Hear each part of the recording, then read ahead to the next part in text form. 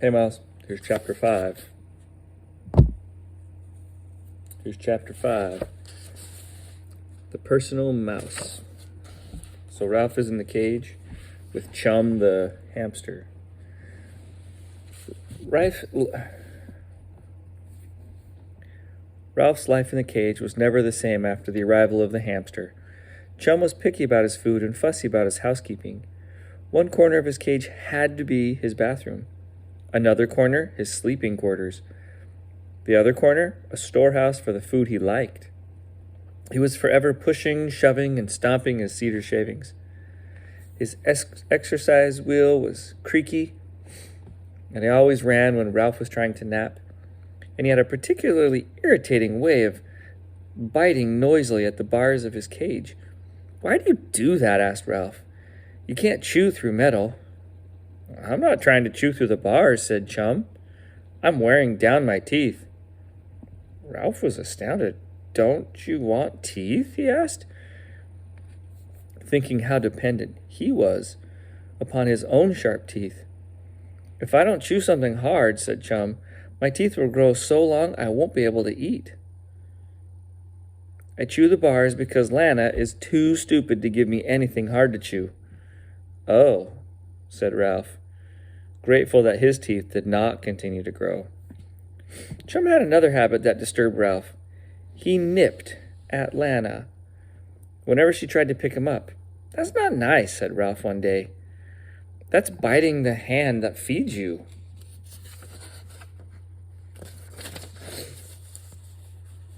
"I have some rights," said Chum. "If I let Lana pick me up, I never would have any peace. Believe me. I know I made the mistake of letting her pick me up just once, and when she did, she tried to stuff me into a doll's sweater. I knew once was enough." Chum also sat for long periods of time, just staring with unblinking eyes at nothing at all. "Why do you sit there like that?" asked Ralph, who liked to be busy when he was awake. "I'm thinking." "Thinking about what?" "I'm a philosopher. I think about life," said Chum. "Life? What do you mean?" Chum sat staring into space for a long time and finally said, "Take you, for instance. Just where do you think you're going on your wheel?" "No place, I guess." "I never thought about it." "See what I mean? You run, and you're still in the same old cage." Ralph felt suddenly guilty, as if he had done something wrong, but was not sure what it was. "But I like running on my wheel," he said, feeling that his answer was rather lame. Chum did not bother to reply. He continued to sit, staring and thinking. Ralph leaped to his wheel and began to run. His paws flew along the wires of the wheel, pushing it faster and faster until he looped the loop and went upside down. And then he ran on until he began to tire. And finally and slowly coasted to a stop. And then he too sat staring and motionless. Where was he going? No place. That was where he was going, no place at all. And with so many people feeding him, he was not even sure who owned him. Perhaps when the camp closed at the end of the summer, he would be turned out to the mercy of Catso and all those kittens. Drat Chum and his talk about life, thought Ralph. He had spoiled all my fun. Chum still had another habit that Ralph did not like. Whenever his owner approached him with a bag of sunflower seeds, Chum suddenly appeared to change from a grouch into a nice, agreeable pet. He climbed to the top of his cage, accepted the sunflower seeds one by one, and stuffed them into his cheek pockets. Feeding sunflower seeds to Chum became a daily event at the craft shop. The older campers and some of the counselors gathered around Lana to watch her feed Chum, and as she handed him the seeds, they would count. 15, 16. Ralph watched, Chum's cheek pouches began to bulge. 22, 23. Ugh, show off, thought Ralph. 27, 28. Chum had grown so top-heavy that Ralph was sure he would never make it to 30. 30, 31, 33, 34. And then Chum's paws were slipping. Chum could no longer support his weight. He fell to the bottom of his cage with a thump. That made Ralph cringe. 34, shouted Lana, who enjoyed the attention her pet had received from older boys and girls. That's Chum's record. Maybe he'll do 35 tomorrow, said someone, as the campers lost interest in the hamster and went off to their riding lessons or back to their craft work. Chum got to his feet rather groggily and went to the storehouse corner of his cage, where by placing his front paws behind his cheek pouches, he pushed the seeds out of his mouth until they lay in a heap at his feet. Ralph was disapproving of the whole performance. That's quite an act, Ralph said. And doesn't it hurt when you fall to the bottom of the cage? Sure it hurts, said Chum, as he pushed the last sunflower seed out. But it's worth it. Just to show off? Asked Ralph. No, said Chum, for the sunflower seeds. Sunflower seeds that I don't have to pick out from a lot of alfalfa pellets. I perform, she pays off in sunflower seeds. That's the way it goes. Yeah, but you get hurt, said Ralph. I hate alfalfa pellets, answered Chum. Ralph's turn came after lunch, when the campers were in the dining hall singing a song that they obviously enjoyed, but that Ralph found frightening. Bill Grogan's goat was feeling fine, ate 3 shirts right off the line. Garf silently pushed open the screen door, and Ralph leaped from his wheel. Quickly, Garf unlatched the door of the cage and extended a sunflower seed with his fingers. This time he was not singing, but Ralph did not trust him. Come on, fellow, coaxed Garf. Ralph retreated to the corner of his cage behind his exercise wheel. Maybe next time, whispered Garf, and he hurriedly cleaned the cage and refilled the water bottle while the campers sang. The whistle blew, the train grew nigh, Bill Grogan's goat was soon to die. He gave 3 groans of mortal pain, coughed up the shirts and flagged the train. When the song was finished, the housekeeping for Ralph was completed, and Garf had slipped quickly and silently out the craft door, without letting the screen door slam or squeak. Ralph stood on his hind legs, holding the bars of his cage with his front paws, wishing Garf were a different kind of boy. Almost at once, the screen door opened. Again.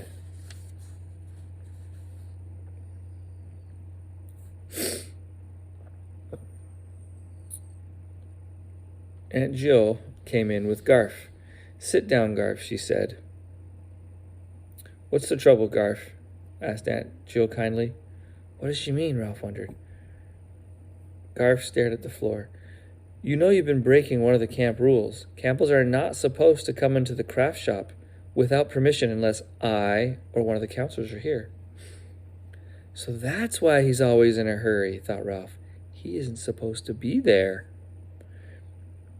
He not only likes bloodthirsty songs, but breaks rules. Garf continued to stare at the floor. Is there anything we can do to help? No, Garf said suddenly, because I'm going to run away and no one's going to stop me. Aunt Jill appeared to take this news calmly, but for some reason Ralph did not. He felt a shock of excitement. Don't do it, boy, he wanted to squeak. It won't get you anyplace. At the same time, he realized that a boy who wanted to run away was sure to like motorcycles. Maybe he had misunderstood Garf. Maybe Garf liked speed and would know how to make a mini motorcycle run. Is there some place you especially want to go? Asked Aunt Jill. No, said Garf, just away. Aunt Jill looked thoughtfully out the back window. What do you want to do? What do you really want to do? Ralph gripped the bars of his cage and waited for the boy's answer. And Catso's paw appeared through the door, in the hole in the screen door, but the human beings did not notice. Ralph watched and listened. The hole in the screen had stretched another half-inch.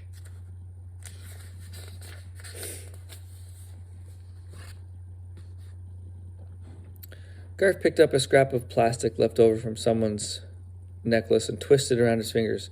I can tell you one thing, he burst out. I don't want to braid any more lanyards. I've braided lanyards in Cub Scouts. I braided necklaces in YMCA. I braided them in the summer at the park. I braid them in the after-school program. Nobody needs more than one. And I'm fed up with them. After this outburst, he sat staring at the floor, and then when Aunt Jill remained silent, he went on. And I want people to stop feeding my mouse. I caught him, and he's my mouse. That's good, thought Ralph, because if he runs away, he might take me, and then maybe I can escape and find my motorcycle again. I think that can be arranged, said Aunt Jill. You've told me that you don't want what you don't want to do and what you don't want other people to do. Now tell me what you want to do. Ralph could tell from Garf's silence that this request was a difficult one. Aunt Jill seemed to have plenty of time to wait while he thought. Outside the craft shop, some boys were gathering bamboo husks to float in the irrigation ditch. Ralph wanted to see if they might uncover his crash helmet and motorcycle, but they did not go to the far side of the bamboo. Well, Garf began and stopped. Aunt Jill waited, so did Ralph, who noticed that Chum was also listening. Go on, say what you were thinking. When Garf finally spoke, he no longer sounded angry. I guess I just want to be alone once in a while. You want to be alone? Repeated Aunt Jill. Yes. At home I have to share my room with my big brother who gets the top bunk and keeps his weightlifting stuff all over the floor. Every time I go to our room and shut the door, he comes in and starts playing those records I don't like. And after school or on Saturdays, it's always Scouts or the Y or supervised recreation on the playground. My mom and dad said city kids have to be kept busy, and then they send me here. So they sent you to camp, said Aunt Jill, and you come into the craft shop to be alone. Yes, I don't like to sit around after meals with a bunch of kids singing, You are my sunshine, my only sunshine. But you come in here and sing about a rabbit banging mice on the head, thought Ralph. I don't like singing with other people, said Garf, because I can't carry a tune, and I know I sing funny. I don't like people turning around staring at me. Nobody cares whether you can carry a tune or not, said Aunt Jill. But if you don't want to sing, you don't have to. And we all need to be alone sometimes. For the first time, Garf looked at the camp director. There's a picture of him singing.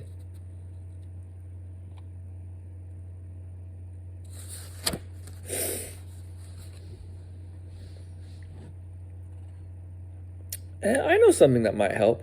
See that clump of bamboo over there? Anytime you feel like being alone, you may go sit behind the bamboo as long as you wish. Garf looked as if he wanted to believe her. Remember, Garf, it is possible to be alone in your thoughts even when there are others around. She rose from the bench where she and the boy had been sitting and found a piece of cardboard. Now, about your mouse. You take this pen and make a sign saying that this is your mouse so no one else is to feed it. And I'll sign it to make it official, and we'll tack it up over his cage. Garf didn't say anything, but he took the cardboard and pen and settled down to the table to work. He found a ruler and marked straight edges, and he worked for a long time. A few people paused to see what he was printing, but no one disturbed him. Sometimes Garf paused, whispering to himself. My, try, pry, pow, how, mow, read, lead, feed. Then he'd go on with his work. Near the end, he held up his work, studied it, and added something more. When at last he laid down his pen and stood up, Aunt Jill came over to look at his sign. It says, Private. Keep out. This mouse is the personal property of Garfield R. Jernigan. If you feed him, you will drop dead. Signed. And Aunt Jill signed your name. There, she said, that makes it official. She found 2 thumbtacks, and Garf tacked his sign above Ralph's cage. For the first time, Ralph saw Garf grin, and when the boy left the craft shop, he did not sit behind the bamboo as Ralph had expected. He stopped to watch some campers who were jumping and bouncing on the trampoline. Content for the moment, Ralph made himself into a ball in the corner of his cage to enjoy a nap. He was not just any mouse. He was the personal mouse of Garfield R. Jernigan, a boy who wanted to run away, and the next time he was alone with his owners, he was going to be brave and speak up no matter what dreadful song he sang.